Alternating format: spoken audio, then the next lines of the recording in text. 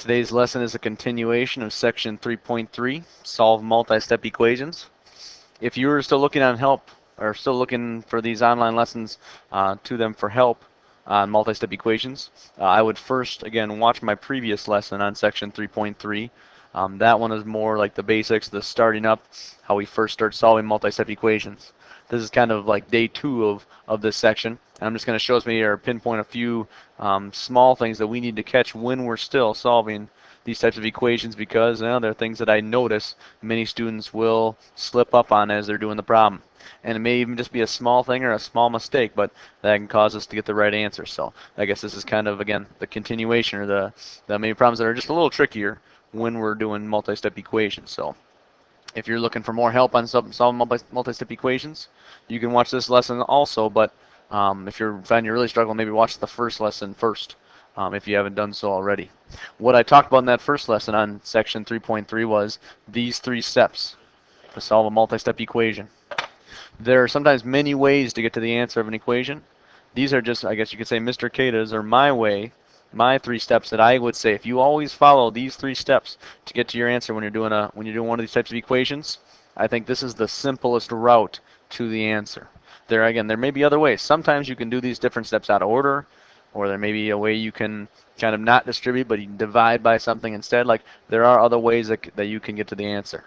But I think this is the simplest route. Like, this will always work for you. If you first look to distribute when possible, second look to collect like terms when possible, and then third get the variable on one side and use inverse operations to isolate.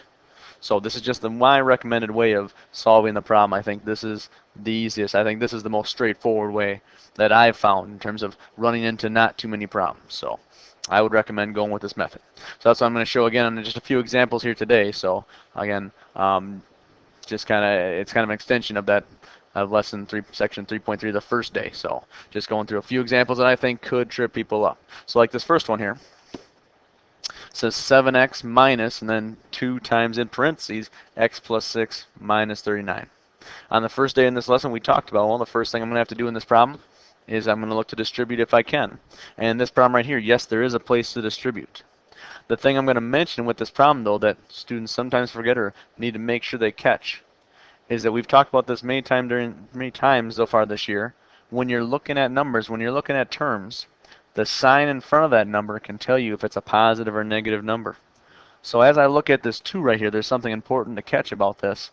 There's a subtraction sign in front of it. If it helps you, you can actually, just like we did in chapter 2 also, when you have a subtraction sign, you can chop dash that and think of this then like negative 2, because that's really what it is. Or if you can just kind of look at this also and see the subtraction sign in the 2 and think, oh, that means negative 2, make sure you do that. However, whatever way works for you, but make sure you realize this is actually negative 2 that I'm going to distribute. I will see this happen all the time where someone will distribute 2 to both of these terms, but they won't distribute negative 2, and that will change the sign. That will change your answer. So let's look at this one right here, though. So if I distribute negative 2 to both these terms, what am I going to get? Well, I haven't done anything with the 7x yet, so that just stays out front. Negative 2 times x, as I've got here now as I'm distributing, gives me negative 2x, or I can say minus 2x. Negative 2 times 6 will give me negative 12, or minus 12, I can write it in my problem. And that all equals 39. This is what I should have at this next step. Very often I will see students do the distributing, but they won't distribute the negative correctly, and they'll have something just a little different than this. So this is what you should have, though, after that first step. Check that yourself. I'm going to draw my line here and continue on. I've distributed now. That's my first step. Second step says collect like terms when possible. So on this left side here, I see that there are 2 like terms. It says 7x, and then again, that subtraction sign tells me minus 2x. So I can just do what the sign says on this left side with these 2 like terms. 7x minus 2x. So that gives me 5x. I still haven't done anything with the minus 12, so that comes along. And same thing with the equals 39. But now I've done those first 2 steps, distribute and collect like terms. And again, once we get to this point, I feel pretty comfortable with us getting to the answer. We're very good at 2-step equations. 5x minus 12 equals 39. So I'm going to add 12 to both sides. That gets rid of the 12s on this side. Now I just have 5x over here and bring that down. 39 plus 12 is going to give me 51. And then if I divide both sides by 5, I'm going to get x equals, well, 10.2. And usually we won't come up with a decimal answer, but I guess this particular problem, just when I decided I should just modify a little bit to make sure we get 10. But that's okay. You can get a rational number as an answer too. You can get a decimal. That will happen. So, but there's an example of, again, following steps, our 3 steps to get us to the answer. But this, I guess, the important thing I would want to pinpoint here is, again, make sure you keep track of subtraction signs, or keep track of the signs that are in front of a term, especially when you're distributing. If you see a subtraction sign like this in front of the number, that reminds you that you got to take that and think of that as a -2, and that's what I have to distribute to both those numbers, the x and the 6. I distribute -2 to both those. I'll just take us through maybe another example or two here, again, of kind of just a little more maybe advanced multi-step equations. This first problem here, and if I should have directions, it should say solve right here for most problems that are an equation. Say solve, try to find out what x is. In this problem, again, I'm going to follow my 3 steps here, and the first one says distribute. Well, what do you know? There can be a problem like this too, where actually I have to distribute twice in this problem. So as I look at this one, 3 times, well, 2x minus 5. Again, what I can do is I can take 3 times 2x and 3 times 5. And I can distribute in this spot, and then I'll distribute here this other stuff in the parentheses, 4 times x and 4 times 7. I'll do that also in this same step. But when I can distribute first, in this case I have to do it twice, I should do that for my first step of the problem. 3 times 2x gives me 6x. 3 times 5 gives me 15. So far I've got 6x minus 15. Plus, well, I've now distributed my other set of parentheses. 4 times x gives me 4x. 4 times 7 gives me 28. So 4x minus 28. All that equals 17. Draw my line here and keep solving. As I look now on my new problem here, again, I've distributed and given myself this line. Same thing with number 2 here. When I can collect like terms, I should do that. On my left side of my problem, there's actually 2 places I can do that as well. I can actually take 6x plus 4x and collect those terms. And I can take -15. Again, I have to think of that sign in front, so I have to think of this like -15. And again, same thing here. It's like -28. So I'm going to combine the 2 constants. I'm going to combine the 2 terms that have x with it. 6x plus 4x gives me 10x. And -15 plus 28 is going to give me 43. And again, it's -43 because they're both negative, adding both together. So I get -43. That equals 17. And again, once we've done the first 2 steps, 1 and 2, distribute and collect like terms, and we get to this point, even though there was a couple places I had to do both those things here, now I've gotten it down to something that is just a 2-step problem. And again, this is where I think most students notice this is pretty familiar, and they get pretty comfortable at this point. They can add 43 to both sides. The 43's on the left side cancel out here. 10x equals, well, now I have 60, and divide both sides by 10. So x equals 6. I'm going to do one more example for you here, but in this one, again, kind of like we sometimes have in the book, I'm going to make an error in the problem, and let's see if you can catch it just in the first couple steps that I do. We'll see if you can find it first, and then we'll go back and correct it here. But let's see if you can find the error that I'm going to do in this problem. First of all, though, I'm going to look at the problem and say, oh, I'm going to distribute. That's my first step. And again, this problem, just like I did in the previous one, there's actually 2 places I can distribute. I can take n2 times both these terms in here. Oops, kind of missed, but 2 times n, and then 2 times 4.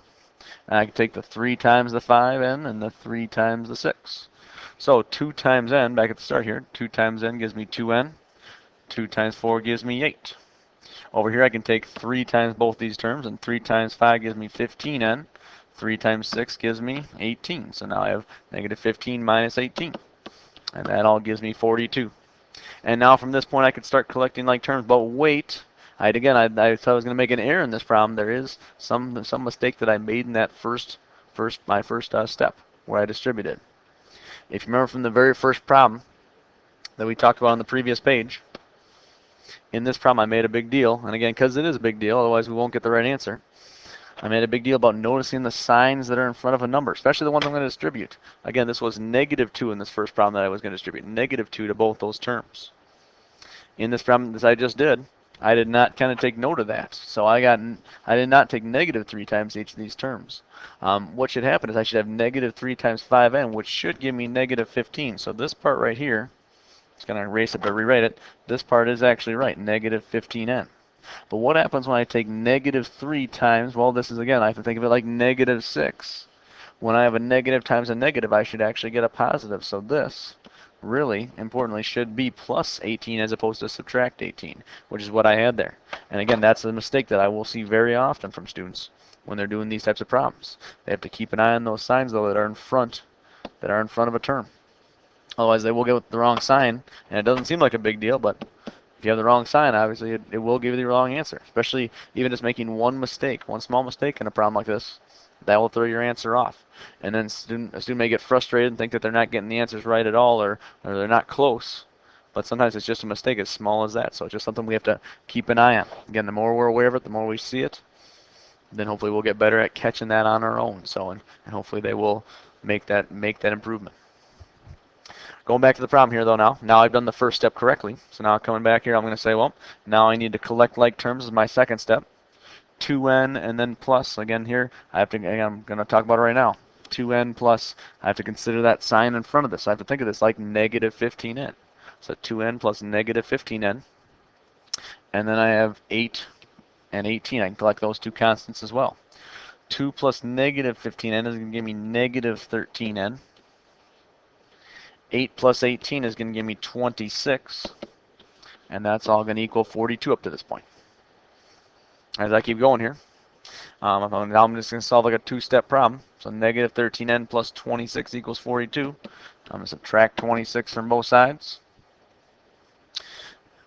Positive 26 minus 26 gets rid of each other here, so now those go. All I have is negative 13n left on this side. On the other side I have, well, it looks like I get 16. And at this point here, I have negative 13 n equals 16, so I'm going to divide by negative 13 on both sides. And that answer does look a little different. I got a rational number. I could leave it as that fraction, or I could change it into decimal. I'm just going to leave it like this, though, negative 16 over 13. Okay. Again, I think I usually do try to design a problem to give us an integer for an answer. I think that what should have happened maybe is this should have been 52 over here on the right side, but that's okay. Again, just kind of showing us that once in a while, we can actually get a rational number or a fraction for an answer too. That will happen. It's not out of the question. So we did follow the correct steps there. We distributed both times in the correct spots. Okay, and again, I fixed the error that I had originally. Then we collected like terms, and I believe we did all the steps correctly. So that looks like the right answer right there. N equals negative 16 over 13. But again, just kind of the main thing I was showcasing with these three problems was that sometimes, well, there are little things that we need to catch that I see, common mistakes that I see students make. So things that we need to keep an eye on as we're doing multi-step equations.